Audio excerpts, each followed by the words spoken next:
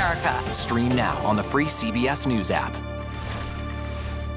When it comes to the money you spend every day, we have you covered every morning. Making money makes sense. Weekdays on CBS Mornings.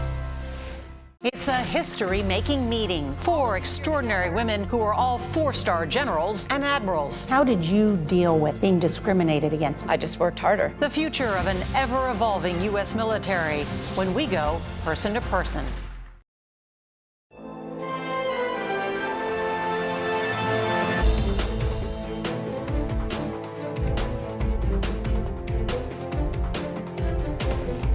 There are Republicans and Democrats that are concerned about the immediate threat that TikTok poses. Today in America, we have more income and wealth inequality than we have ever had. Many members of Congress and senators voted for the deregulation of these banks in 2018, and that led to an environment where these regional banks didn't have the scrutiny or oversight that they needed. Sources say former Vice President Mike Pence has been ordered to provide testimony to Special Counsel Jack Smith's grand jury about any illegal acts committed by former President Trump. We're currently talking to our counsel about the balance of that decision and determining the way forward, but I have nothing to hide. Welcome to Red and Blue. I'm Major Garrett in Washington. Thank you so much for joining us. Political and legislative momentum in Washington ebbs and flows. Let me give you 2 examples. Last week, banning TikTok was all the rage. This week, there's a bit of pushback over pesky things like the First Amendment and practical questions like how do you stop 150 or more million Americans from using a very popular video sharing app? Here's example number 2. Last week, hardly anyone in Washington was talking about raising the debt ceiling. This week, murmurs are getting louder that without raising the debt ceiling, a default crisis is coming and coming rapidly. And with it, concerns that would make a couple of weeks ago's frantic concerns about bank failures, well, seem very small by comparison. It has been a busy day on Capitol Hill. Lawmakers have been holding hearings on everything from bank failures to Starbucks unionization. And after 2 days of reaction to school shooting in Nashville, Washington mostly turned its attention in other directions. Fiery House and Senate hearings continued. A question about the fate of the social media app TikTok, as I mentioned, not to mention, yes, indeed, that debt ceiling deadline. For more on this, Caitlin Huey-Burns and Scott McFarland join us now. Caitlin is CBS News political correspondent. Scott, CBS News congressional correspondent. Scott, talk to us about TikTok and where it stands this week. The chair of the House Energy and Commerce Committee is taking the lead on drafting some type of legislation, what she calls a targeted ban of TikTok. They're going to take a few weeks at least to get the legislation through, or at least to a drafted form. Going to work with some other committees along the way. And she is optimistic something will come out of the U.S. House within weeks, which is a major issue for the 150 million people who use TikTok and for all the parents and teachers trying to command their teenagers' attention away from TikTok. Take a listen to part of our interview with Kathy McMorris Rogers, Republican from Washington, who chairs the House Energy Committee. I believe it is important, it is critical to, in order to address the immediate threat, for us to ban TikTok. And that is a shared concern by my colleagues. And there are Republicans and Democrats that are concerned about the immediate threat that TikTok poses. At this moment in time, you propose a ban on TikTok. Is there a realistic pathway to actually that becoming law? Well, yes. There's a national security threat. There's a privacy threat. TikTok has repeatedly been caught in the lie that they're not, that the Chinese Communist Party does not have access to this data. But, Major, there are Democrats, including Mark Pocan of Wisconsin, who say this is way too narrow, that this is, to a degree, picking on TikTok when there are concerns with many social media platforms and their access to our data. There was a Republican effort for a unanimous consent vote to ban TikTok. It's going to fall short as well. This may be aspirational more than realistic. We'll find out within a few weeks. And, Caitlin, I want to talk to you a little bit about the debt ceiling situation. I talked to Dusty Johnson, Republican from South Dakota, today for the takeout that'll be airing later. He said, look, Congress is about to go on a 2-week recess. when he comes back, there's essentially going to be 6 weeks to deal with this issue. And he talked to me about where things stand. I want to run that soundbite for everyone, talking about the question of where leverage is. Let's take a quick listen. Unfortunately, everybody in this town loves power negotiation, right? So you never want to be the first guy or gal to act like you want to cut a deal, because that gives away leverage. People care about leverage way too much in this town. So we've kind of squandered 2 months while he continues with this pretense that he's not going to negotiate. His point to me was, and these are the words he used, we're approaching crisis stage, that there will not be time, and the White House better, from his perspective, at least begin negotiations, because he sees no pathway for House Republicans to pass a clean debt ceiling. Well, that seems like an uphill battle at this point, because right now you're in a situation where the White House and Kevin McCarthy, the House Speaker, are just trading letters back and forth. There doesn't seem to be any sort of ground made up in terms of those conversations from the last time you and I talked about this. And what's interesting, you mentioned that they have essentially 6 weeks. I mean, that's an eternity for this Congress, especially this Congress, which we know, has to kind of operate on a deadline here. And there has been really no movement in terms of agreeing to a discussion about the debt ceiling at all. Biden remains firm that he is not discussing or negotiating the debt ceiling. Republicans want to have certain budget cuts. They have to still release a budget. They have to still get on the same page about what that budget looks like. And we haven't really seen much movement on that either. Scott, does 6 weeks feel like an eternity to you, or what are you hearing on the Hill about this topic? This feels like a stalemate that hasn't budged in weeks or months. We're right where we were when this new Republican majority took over the U.S. House. So there's been time squandered already, and no indications time won't be squandered in the future. They're also not here for a couple of weeks. The House is going on its recess, and the president will be here in Washington without House members to talk to in person. I'm not sure if them being here is helping matters, but Congress isn't in session for those 6 weeks, so there might be less time to play with than even that. Scott, catch us up on the Starbucks hearing. What's it about? It was a marathon hearing. The then CEO, the 3-time CEO of Starbucks, being accused of being a union buster by Senate Democrats for disincentivizing unions at Starbucks nationwide. He's accused of being somebody who has unlawfully prevented unions from forming. He denied that and said those are just allegations and that he's not broken the law. But there were, in this huge, cavernous Senate hearing room today, a whole series of Starbucks workers, including those who tried to lead union efforts from Pittsburgh to New York and elsewhere.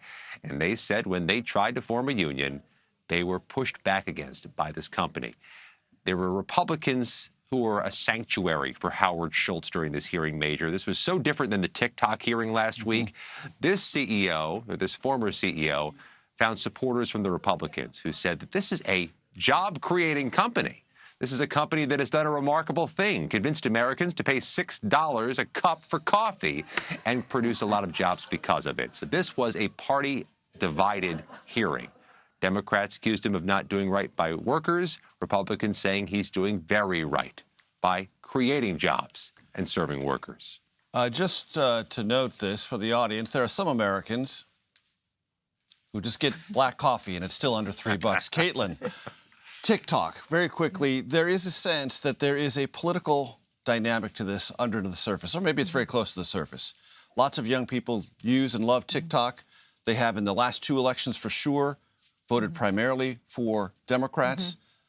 Democrats may be feeling a little hesitant for that reason. Yeah, Biden's kind of stuck in this position where he needs to be tough on China, to talk to Republicans, talk to independents, talk to some Democrats as well. But at the same time, the base of the Democratic Party really consists of, in large part, these young people. You had Gina Raimondo, the Commerce Secretary, making the argument that, they risk turning away these voters. I'm not convinced of that just yet because, voters, obviously all voters vote on a lot of different things. Young voters are not a monolithic group at all. No. Yes, they care about this issue. Yes, they're very involved in this issue, but they also very much care about things like gun reforms and other measures. And I also think, to Scott's earlier point, there are so many questions about what a ban would look like. Will it even be a ban? Will it be forcing a spinoff of this company? And the other thing, challenge for Biden is that he has appeared in TikTok videos. I mean, Democrats, all lawmakers lawmakers, really, but Democrats especially, have used the platform to their advantage. We have seen AOC, for example, talking about how she doesn't want to ban TikTok while on TikTok. So this is, and we've seen this before with other candidates where they use the medium they are deriding, right? We see this with Amazon, for example. So it creates this kind of conundrum of sorts. But I think there is a long road to go about whether this does, in fact, turn away young voters who just care about a lot of things. And Scott, real quickly, before I let you go, just for the audience's benefit, we said 6 weeks once Congress gets back. If there are no negotiations and it's a 6-week clock, you've got to first break that fever. Someone's got to say we're going to negotiate. Then you got to name your negotiators. Then you got to set the parameters. Then you got to negotiate a deal. Then you got to write the legislation. Then you got to pass it. 6 weeks feels like a very short period of time. We're all going to need those $3 cups of coffee you enjoy so much, Major, because this is going to be a late night and a long weekend type of endeavor. This is going to be an 11th hour move. I think everybody's getting that realization right now. And the question is, how much of a ding or cut does the economy take because they wait so long for an answer? If you want to make your barista happy, just say black coffee, please. Caitlin Huey-Burns and Scott McFarland, thanks so very much.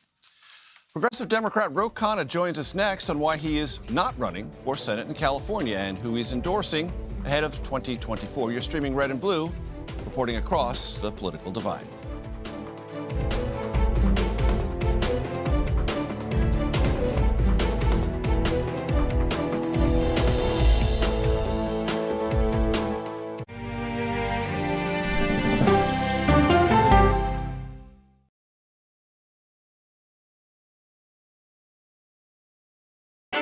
Hey there, welcome to The Uplift. I thought she was a groom, and I stepped back and I went, oh, you're the queen. She's going to be with me every instant that I'm alive. I just wanted to see if you'd go to Disneyland with me today. I look over at him and he's smiling. I'm going to remember that the rest of my life. They told us when he was going to be born, he was only going to live for 30 minutes. It's really a miracle that he's with us today. The Uplift. Stream now on the free CBS News app. When you wake up in the morning, we want to be your go-to team. On our places, bright, shiny faces. I don't go to work in the morning. I go for coffee with my two good friends, and we talk about the world. Your morning routine just got better. CBS Mornings.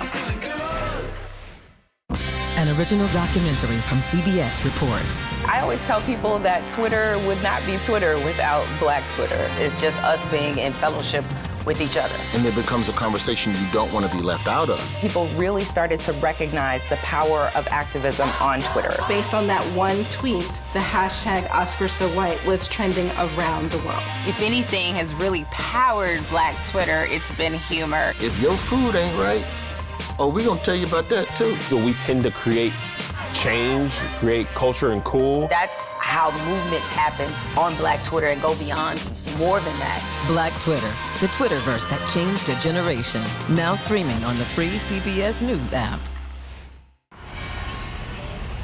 You ready? A generation of kids opens up on CBS Reports. I just want to be like a regular kid. Their world, their struggles, their voices. What if I was white? A lot of people like to call names and make you feel ashamed for being proud of who you are. Now streaming Gender. I did not realize that you could change your gender. Realizing how you feel. You can be a boy, and sometimes you feel like a girl, sometimes you feel like both. Redefining who you are. Identify as trans. Gender fluid. Non-binary and queer. Is the idea of gender a thing of the past? And to be yourself, always, no matter what anyone says, I love you. Are the kids all right? Gender. Now streaming on the free CBS News app.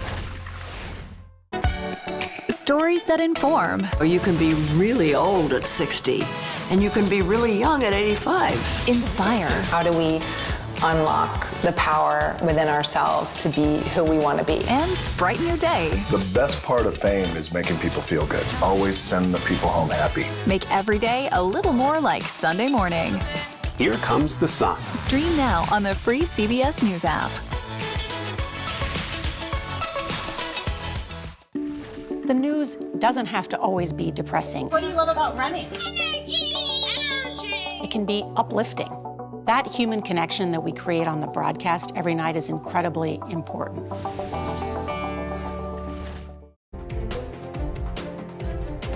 Welcome back to Red and Blue. California Congressman Ro Khanna is very well known in progressive political circles, and for that reason, many speculated he would jump into the race to succeed retiring Senator Dianne Feinstein. But last week, Ro Khanna announced that he wasn't going to seek that seat. Instead, he endorsed his fellow House colleague, Barbara Lee.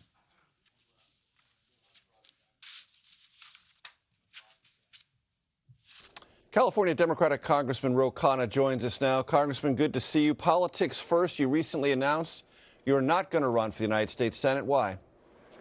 I think the most exciting place right now for progressive policy is in the House of Representatives. We have a lot of new members, a lot of energy in the progressive caucus, and I love being here. I love representing Silicon Valley in the House. You've endorsed Barbara Lee in that very competitive Democratic primary for the U.S. Senate seat. Why? And why not Katie Porter? Barbara Lee has the most consistent anti-war foreign policy. I've admired her since I was in law school when she cast the lone vote to give a blank check to President Bush on the Afghanistan war that led to 20 years of a war and terror in this country. I believe that a lot of Bernie progressives and others will rally around her. And as such, do you consider her the favorite in that race? No, I think, look, candidly, I think Adam Schiff has to be the favorite with his war chest and Speaker Pelosi's endorsement, but I think Barbara Lee has a great chance, and she also will likely make the top two, being the only candidate from the Bay Area. Interesting. Congressman, I want to refer you to something that Florida Governor Ron DeSantis said today. While signing legislation he asserts in Florida will make homeowning more affordable. He said if Silicon Valley Bank had been in the Midwest and serviced farmers, it would not have been bailed out. Now, I know you don't agree with the terminology bailout, but his underlying point is there would have been no intervention. Your reaction? Major, it used to be that before you could just pontificate or spout off, you had to know the facts. And here, if Governor DeSantis, who's gone to Harvard, to Yale, would actually just do a Google search, he would realize that in the last 10 years, there have been 73 banks that have closed, that FDIC has taken over. In at least 72 of those cases, they have guaranteed all depositors. This is Scott Galloway's research. And I just wish sometimes that someone like DeSantis would say, hey, why don't we check something on Google before I go make a statement? And are you satisfied, Congressman, with the management of Silicon Valley Bank? There are those now criticizing the San Francisco Fed for not raising alarms soon enough, the bank management itself for missing things that could have been or perhaps should have been more obvious about their asset and duration allocations? Well, the bank management is obviously to blame. They were in these long-term bonds because they were greedy for higher interest rates. They did not hedge on that. They had these large deposits sitting there uninsured, and they wanted to use that money to make loans. They should never have allowed that. There should have been more diversification. And I do blame the regulators. I mean, there were major red flags that should have been caught. But part of the problem, Major, is that many members of Congress and senators voted for the deregulation of these banks in 2018. I voted against that bill, and that led to an environment where these regional banks didn't have the scrutiny or oversight that they needed. And as I understand it, Congressman, Silicon Valley Bank talked to you about that, was in favor of it. They did. And you know, Silicon Valley Bank CEO in candor had supported my campaign. We've returned the contribution he made in 2014 or 15. So he and others were saying, you will hurt the Silicon Valley economy if you deregulate.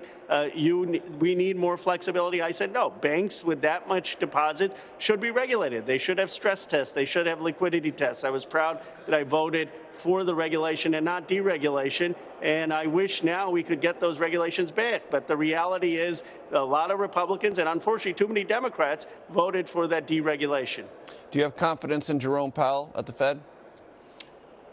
I do. Look, I think he missed inflation and then had to accelerate 0 to 60 very fast. But I think his intentions are good. I think he's recognized his mistake. And I don't think it helps at this point to be attacking the Fed chair. I mean, what we need is to have confidence in him and Secretary Yellen to stabilize the economy. There's a new poll out from Monmouth consistent with previous polls that indicates 44% of Democrats surveyed don't think President Biden should run for re-election. Do you? And why? I do. One of the polls has shown that the group that actually wants him to run are 18 to 34-year-olds because of his work on climate, because of his work on student debt. I think he's had a successful 2.5 years. But, Major, here's the big thing. I don't know a single Democrat who'd have a better chance of beating Donald Trump than President Biden. And despite all of DeSantis's rhetoric, I view him as kind of a Jeb Bush candidate. I don't think he's actually going to be a significant threat. I think Donald Trump is going to emerge, maybe Tim Scott. But if it is going to be Donald Trump, Biden is best placed to beat him. What do you think is behind that percentage that looks to be close to the 40s, 50s of Democrats who, at one level or another, just aren't sold on the idea of a Biden reelection?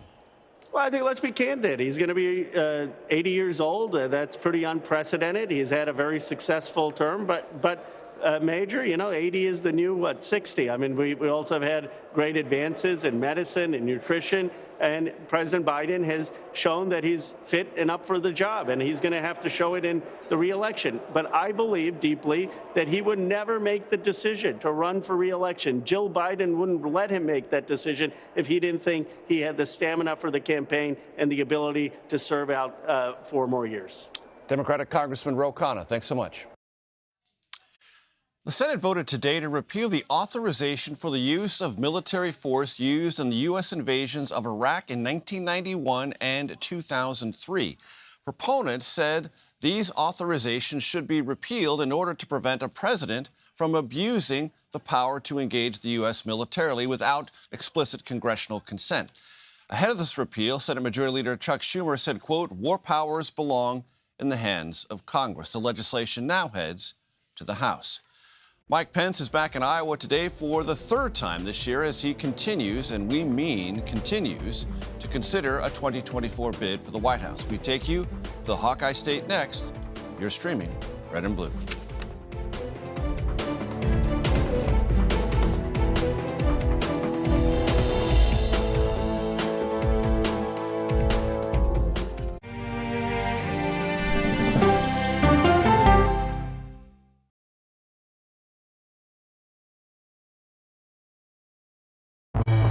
An original documentary from CBS reports. Controversial Congressman George Santos. Why won't you answer our questions? How did he manage to get elected? Thank you very much, and God bless you, and God bless the USA. George Santos' campaign was a campaign of deceit, lies, fabrication. And who is he, really?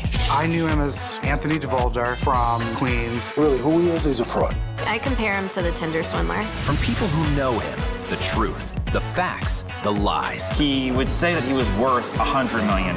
It's an incredibly cynical episode in American politics, beyond satire. Had you ever seen anything like this? No, and I hope I never see it again. Campaign of Deceit, now streaming on the free CBS News app. She dazzled on the court and off the court as a businesswoman. Thank you for joining us on Person to Person. Tennis superstar and entrepreneur Serena Williams.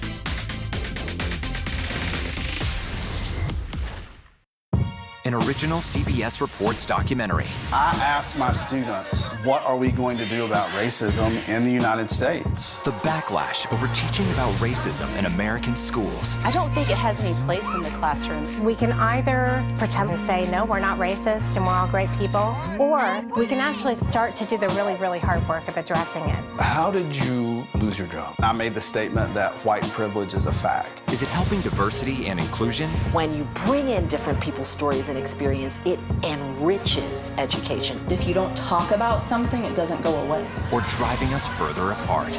What schools are doing to our children in the name of anti-racism is in fact teaching them racism. The intention is to put us in this war against each other. An original CBS Reports documentary, streaming now.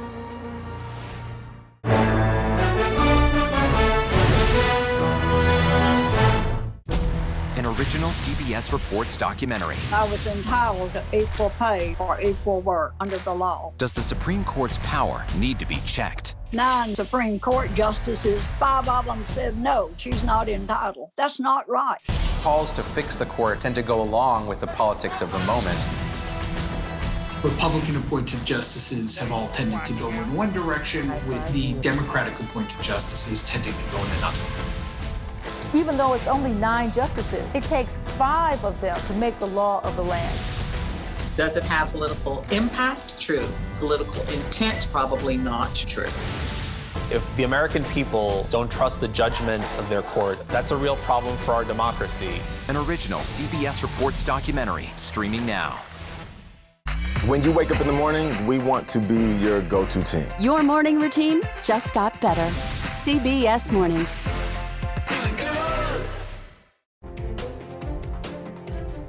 Welcome back to Red and Blue. Former Vice President Mike Pence is back in Iowa today. Pence spoke to his supporters, maybe not his, just general supporters throughout the Hawkeye State, just a day after a federal judge here in Washington ruled that Pence must testify before a grand jury about former President Trump's efforts to overturn the 2020 election. CBS News reporter Musaddiq Badar is in Cedar Rapids, Iowa, for more. Musaddiq, what did the former vice president say about this judge's ruling and the likelihood he will appear before that grand jury?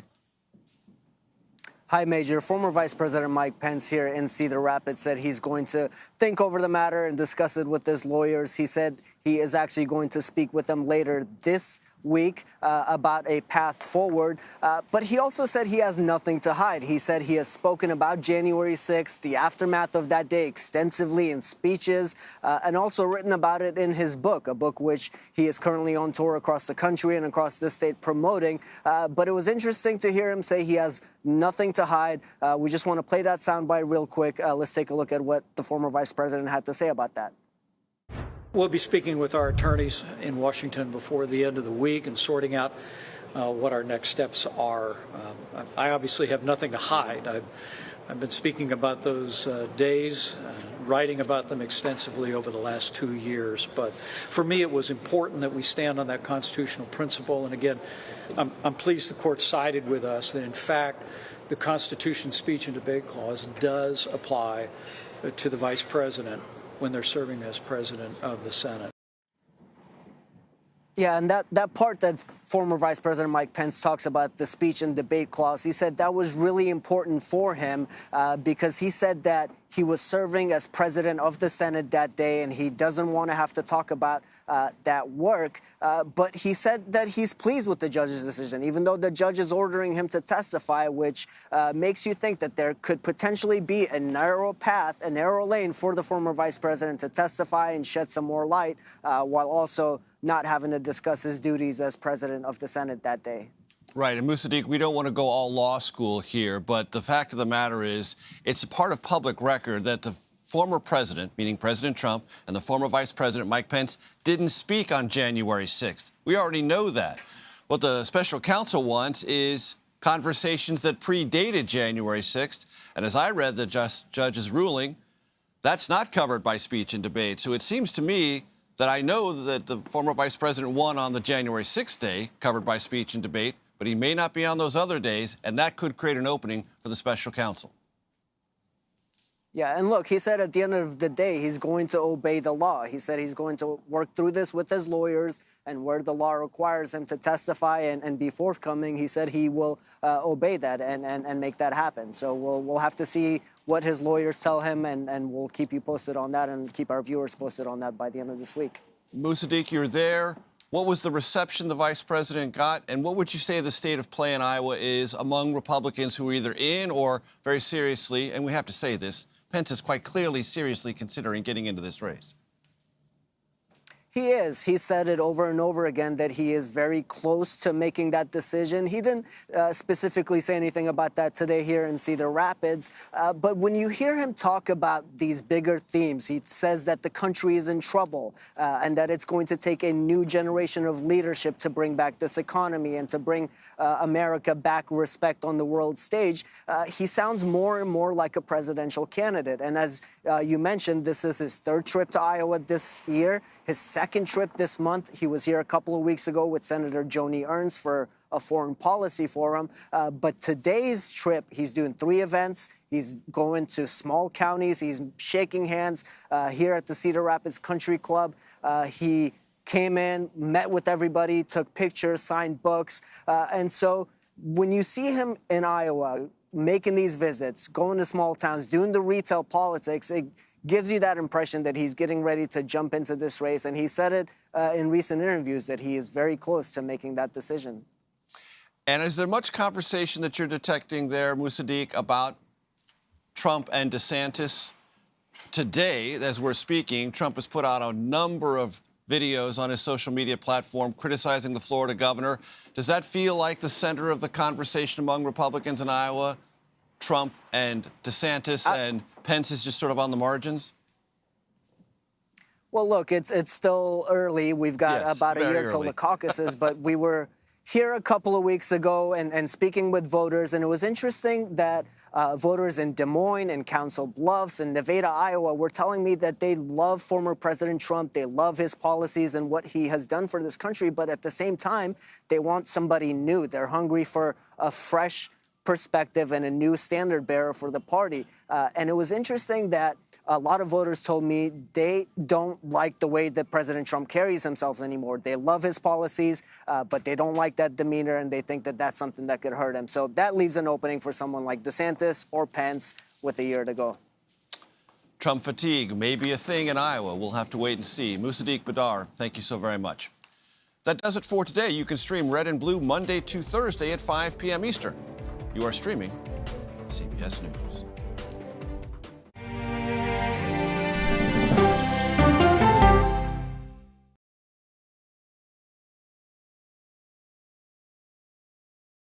In today's Money Watch, business analyst Jill Schlesinger is here to help. How do you even begin to make the best use of your money? If you've got a match from your employer, don't give away that money. Dollar Jill, y'all. CBS Mornings, starting at 7. An original documentary from CBS Reports.